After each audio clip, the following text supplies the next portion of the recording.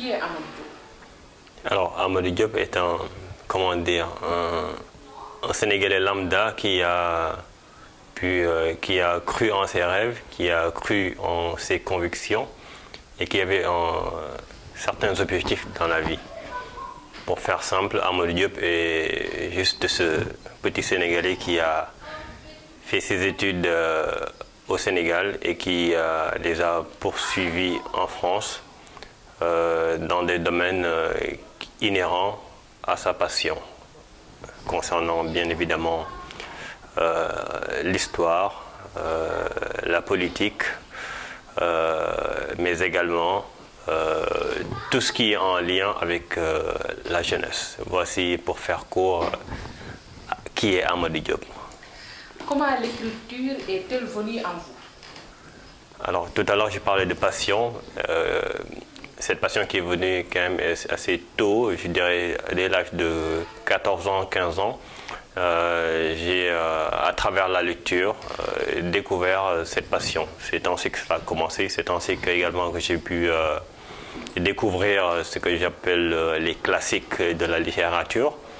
Et c'est à ce moment-là, entre autres, que je devrais dire qu'est née cette passion de la lecture et de l'écriture.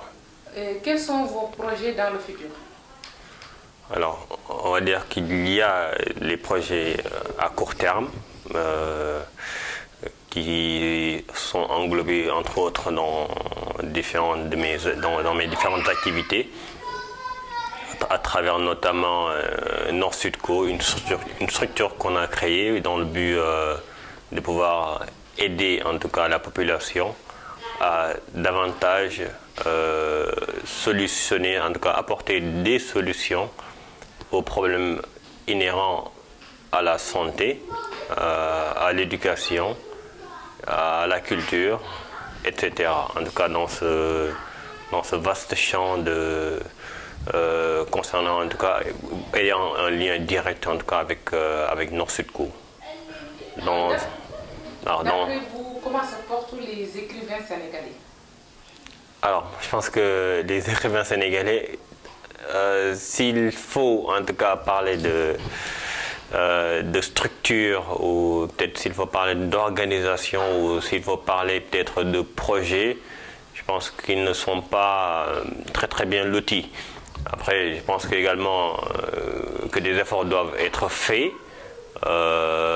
mais tout ce qui touche à la passion, en tout cas de l'écriture, je pense que l'écriture se porte très bien au Sénégal, parce qu'il y a bon nombre de mes confrères, en tout cas, et là on a vu par exemple qu'on a pu découvrir beaucoup de jeunes talents, de jeunes écrivains, juste pour dire que la passion est encore là et que ce n'est pas forcément la première chose que l'on repère. On se focalise beaucoup plus sur le fait qu'il y ait, malgré les problèmes qu'il y a, que cette passion les ravive de nouveau et qui derrière fait de telle sorte qu'on arrive à découvrir de nouveaux talents.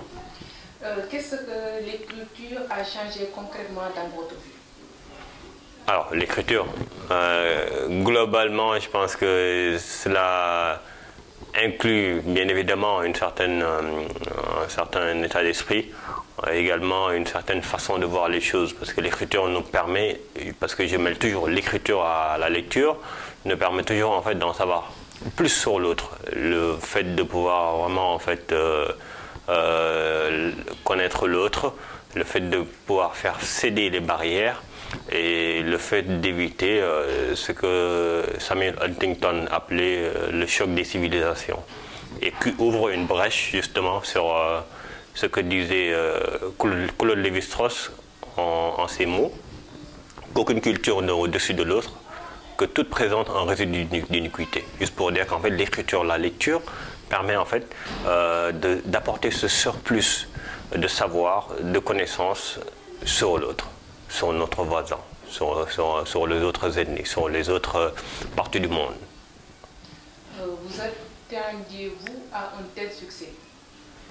Alors, je dirais clairement que, vu le message en tout cas qui est exprimé dans ce livre, L'appât du pain, Et la raison pour laquelle j'ai opté pour le choix de pouvoir le publier au Sénégal, donc je pense qu'en fait qu'il est beaucoup plus, comment dire, que ce succès est beaucoup plus justifié parce qu'il s'adresse à une partie de la population, parce qu'il s'adresse à la jeunesse. Et que en Afrique, vu qu'on est plus maintenant dans un esprit de développement, qu'on est dans un esprit d'émergence, et que cette jeunesse sait exactement ce qu'elle veut et ce qu'elle doit faire pour y arriver. Donc je pense que ce succès est beaucoup plus justifié, en tout cas à mon sens, qu'inattendu. Et pourquoi votre livre L'appât du pain? Alors l'appât du pain parle à la jeunesse. L'appât du pain parle à cette jeunesse qui se décourage, qui n'a absolument aucun espoir ou n'a plus aucun espoir. L'appât du pain s'adresse à cette frange de la population qui se sentant délaissée, abandonnée, ne nourrit plus aucun espoir. Mais l'appât du pain, justement, les exhorte en leur disant que peu importe la lourdeur de la tâche, peu importe les difficultés, que vous avez le devoir, l'obligation de pouvoir travailler pour votre pays et pour votre continent. Alors justement, l'appât du pain parle aussi de cette jeunesse sous cet angle-là, sous l'angle de l'immigration clandestine. Parce qu'aujourd'hui, si on regarde les chiffres, en tout cas, de l'Organisation internationale pour l'immigration, depuis janvier 2014, nous en sommes à près de 25 000 victimes, dont 19 154 sont décédés sur les routes menant vers l'Europe. Maintenant, je pense que le contexte est plus à pouvoir apporter des solutions, parce que je pense que depuis plus de 20 ans, l'on est confronté à ce problème, sans pour autant avoir de solutions efficientes à apporter à ce niveau. Et je pense que l'heure, en tout cas, n'est plus en tout cas à la réflexion. Peut-être l'heure est plus à l'acte. Parce que l'on ne peut continuer de faire souffrir notre jeunesse. Parce qu'en le faisant, nous ne le faisons qu'à nous-mêmes. Et selon vous, qui fait souffrir notre jeunesse? Ce qui fait souffrir plutôt, je devrais dire, ce qui fait souffrir à notre jeunesse. C'est plutôt ce sentiment de découragement. Parce que je pense que peu importe en tout cas ce qui nous dirige, si nous n'avons pas cet esprit revanchard, si nous n'avons pas cet esprit qui nous permet de nous battre et de nous motiver tous les jours, nous ne pouvons, peu importe, même si nous avions les meilleurs dirigeants du monde, nous ne pourrions pas changer de cap. Donc juste pour dire que l'essence, en tout cas, nous revient à nous dans un premier temps. Et à partir du moment où nous, en tout cas, on essayera d'avoir en tête ce changement, peut-être qu'à la surface, nous aurons également et nous pourrons prétendre à ce changement également. Et vous, en tant qu'écrivain, un jeune ambitieux, quel message donnerez-vous aux jeunesses? À la jeunesse, je leur dirais de croire en elle et de toujours croire en elle. Et que le contexte ne peut être facile. Parce qu'on vit une époque, en tout cas, très compliquée pour tous les pays du monde.